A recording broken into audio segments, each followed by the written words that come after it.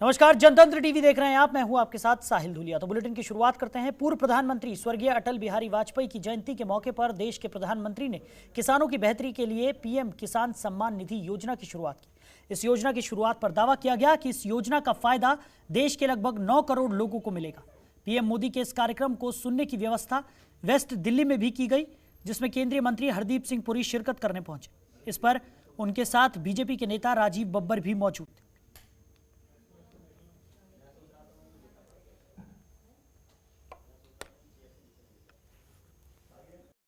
का उत्कृष्ट उदाहरण आज प्रधानमंत्री जी ने दिया और लोकतंत्र की जो रीढ़ है वो है संवाद। आज प्रधानमंत्री जी ने सीधा संवाद किया। किसानों ने पूरे देश भर से अपने मन की बात कही और आज के दिन 18,000 करोड़ रुपया एक बटन से 9 करोड़ किसानों के खाते में पहुंचा।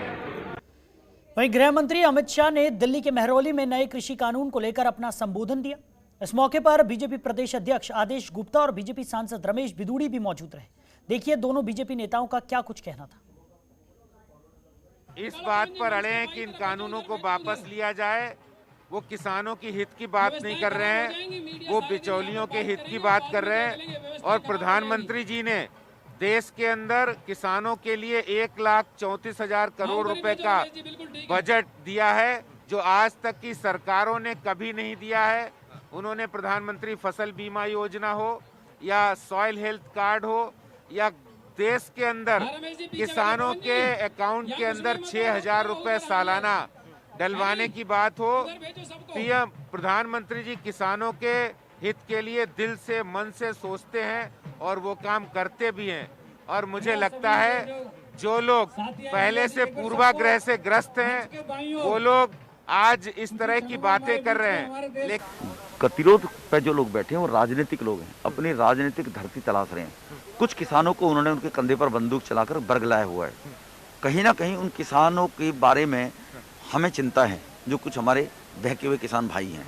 लेकिन ये कानून में अगर उन किसानों को, उन राजनीतिक लोगों को, वामपंथी कांग्रेसी जो उनको शय दे रहे हैं, उन लोगों को हटाकर वो मंत्री से बात करें, कृषि मंत्री से। जिस क्लॉज में उनको जो बदलाव करना है, मंत्री जी तैयार है बदलने के लिए। प्रधानमंत्री जी ने कहा है, आकर बताए तो सही। वहीं बीजेपी आज प्रधानमंत्री के किसानों के साथ किए गए सीधे संवाद से गदगद है, क्योंकि बीजेपी का मानना है कि पीएम मोदी ने आज खुद किसानों की सारी शंकाओं को दूर कर दिया है। जनतंत्र टीवी से खास बातचीत में राज्यसभा सांसद डॉक्टर अनिल अग्रवाल ने कहा कि किसान सिर्फ जिद पर अड़े हैं। इसी के साथ उन्होंने ये भी कहा कि किसान अब राजनीतिक दलों की मोहर बन चुके हैं। बिहारी जी के जन्मदिन के अवसर पर भी आज भारतीय जनता पार्टी ने बृहद कार्यक्रम किया। प्रधानमंत्री खुद इसमें शिरकत किए। इसी मुद्दे में बातचीत करने के लिए हमारे साथ अनिल अग्रवाल जी हैं। डॉक्टर साहब, आपने पूरे देश भर के किसानों को संबोधित किया, किसानों को बताया कि क्या लाभ हुए, किसानों ने खुद बताया। उन लोगों से आप बात क्यों नहीं कर लेते जो सिंगू बॉर्डर पे हैं, जो कहते हैं कि इस कानून का हमें नुकसान है? उनको बताना ज़्यादा फायदेमंद होगा बजाय उसके बताने के जो आपके साथ खड़ा है। आपने बहुत ही अच्छी बात पूछी है। वो सब लोग जो वहाँ पे बैठे हैं संभवतः सब जानते हैं। एक हमारे यहाँ बड़ी कहावत है कि सोते हुए को जगाया जा सकता है, जागते हुए को नहीं जगाया जा सकता। जो लोग वहाँ बैठे हैं वो जानबूझ के इस आंदोलन को चला रहे हैं। उनका मोटिव क्या है ये हम लोग की समझ में नहीं आ रहा है। शुरुआत में जब कहा गया था कि साहब एमएसपी की बात उठाई गई थी, एमएसपी के बारे में माननीय प्रधानमंत्री जी हर स्थिति को स्पष्ट कर चुके हैं। फिर ये कहा गया कि साहब मंडियाँ समाप्त हो जाएगी, मंडियों के बारे में स्पष्ट हो चुका है। और कॉन्ट्रैक्ट फार्मिंग का अगर आप अध्यादेश जो बिल है अगर आप उसे पढ़ेंगे, उसमें बड़ा स्पष्ट है फसल का हम लोग कॉन्ट्रैक्ट कर रहे हैं, भूमि का कहीं से कहीं तक उसमें प्रश्न ही नहीं है। ठीक है। तो पश्चिम उत्तर प्रदेश में तो कॉन्ट्रैक्ट फार्मिंग दूसरे रूप में बहुत पहले से है। यहाँ किसान का जो मुख्य क्रॉप है वो गन्ना है।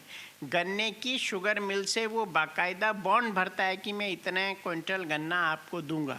आज तक तो किसी किसान की ज़मीन किसी शुगर मिल ने ली नहीं। तो ये बड़ा स्पष्ट है, ये दिग्भ्रमित कर रहे हैं।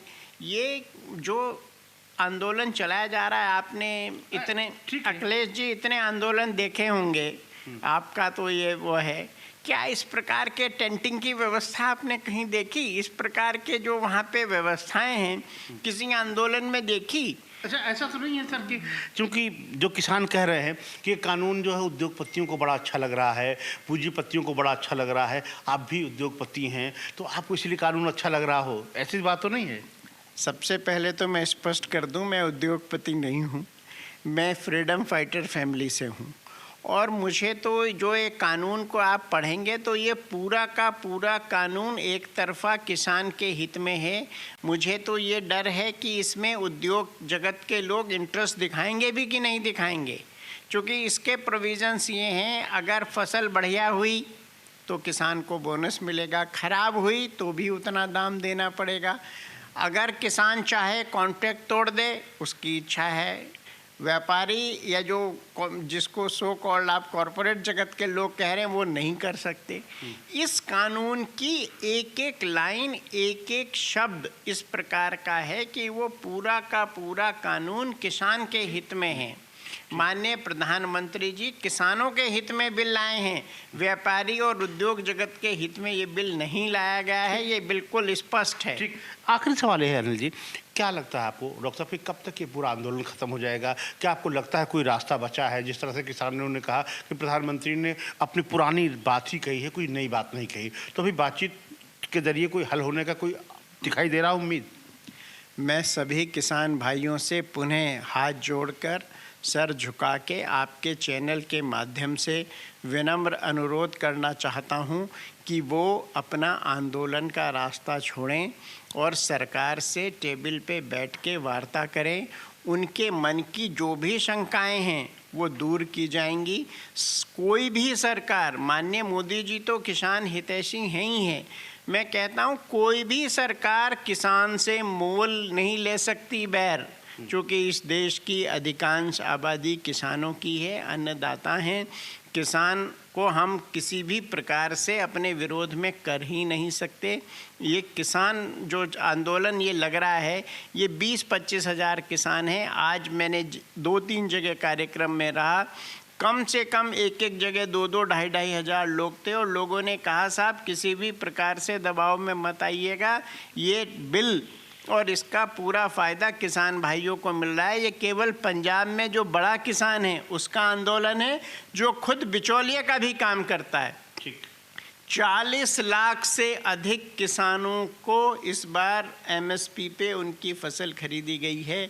माननीय नरेंद्र मोदी जी के आने के बाद जो 2014 का और जो वर्तमान का एमएसपी का जो बजट है वो दुगने से अधिक कर दिया गया है और फसलों को भी बढ़ा दिया गया है। पहले गिनती की फसलें थी जो एमएसपी पे ली जाती थी, अब लगभग 24 फसलें हैं जिनकी की एमएसपी पे खरीद की जा रही है।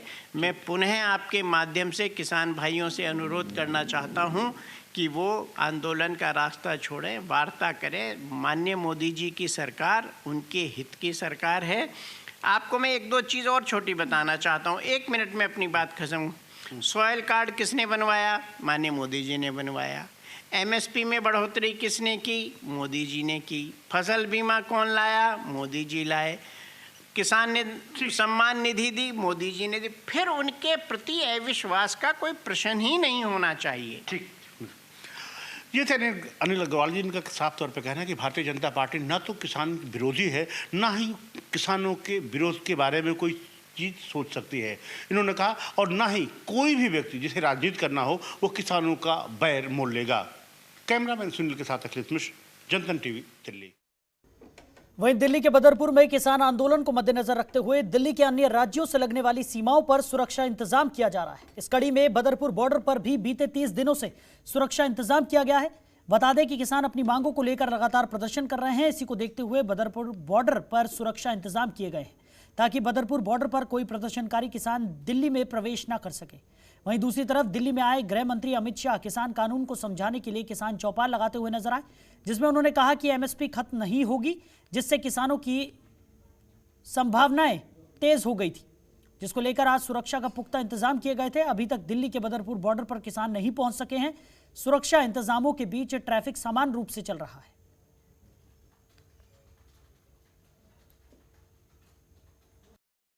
बॉर्डर पर मौजूद है, जहां हम आपको बता दें कि कृषि कानून के खिलाफ किसानों का प्रदर्शन लगातार बॉर्डरों पर जारी है। उसी के मद्देनज़र यहां पर बदरपुर बॉर्डर में भी सुरक्षा के पुख्ता इंतजाम किया गया है। हम आपको दिखाएंगे तस्वीरों में, देखिए किस तरह से बड़े बड़े पत्थरों को लगाया गया है, और साथ में हम आपको दिखाना चाहेंगे कि यहाँ पर कि किस तरह से बैरिकेडिंग की गई है और कंटीले तारों से इसे मेढ़ा भी गया है।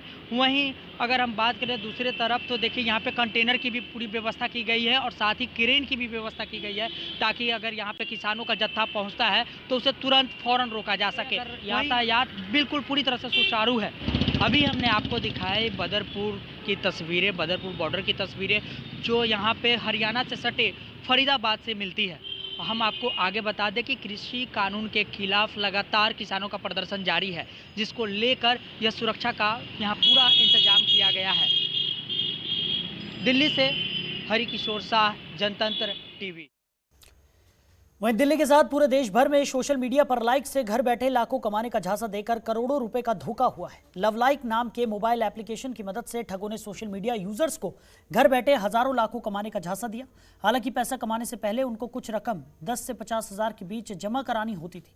सिर्फ इतना काम करने पर उनके अकाउंट में पैसे क्रेडिट हो जाते थे, लेकिन ये पैसे उनके बैंक अकाउंट में नहीं बल्कि मोबाइल एप्लीकेशन वाले अकाउंट में क्रेडिट होते थे, जो यूजर ये समझते थे कि जरूरत पड़ने पर वो उसे निकाल सकते हैं। बता दें कि एक सोशल मीडिया यूजर ने दिल्ली पुलिस को ट्विटर पर ट्विटर कर शिकायत दी थी, जिसमें उसने लाइक ऐप के बारे में बताया था, जिसके बाद पुलिस ने मामले की जांच शुरू कर दी। इसके बाद पुलिस ने 7 आरोपियों को गिरफ्तार कर लिया, जिसमें से कुछ आरोपियों के इंपोर्ट एक्सपोर्ट बिजनेसेस थे। उन्होंने अपने बिजनेस को बढ़ाने के लिए इस एप्लीकेशन का इस्तेमाल किया था।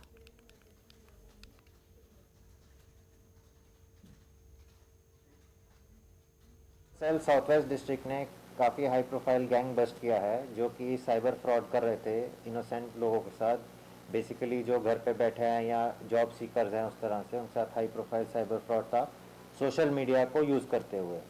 और इसकी है कोइंसिडेंस की बात है कि इसकी कंप्लेंट भी हमारे पास सोशल मीडिया के थ्रू ही हमारे संज्ञान में लाई गई थी। एक राहुल सक्सेना नाम के आदमी ने ट्वीट किया था पीएमओ दिल्ली पुलिस और साउथ वेस्ट डिस्ट्रिक्ट को कि ये स्कैम चल रहा है। तो उसी दौरान फिर हमारे साइबर सेल से एसआई प्रभात और एसआई नीरज ने इसको संज्ञान में लिया और इसको इसमें आगे इंक्वायरी करने। तो यहाँ वक्त हो चला एक छोटे से ब्रेक का, जल्द लौटेंगे, आप बने रहिए। खबरों के निष्पक्ष विश्लेषण के लिए सब्सक्राइब करें Jantantra TV and press the bell icon. Never miss any update.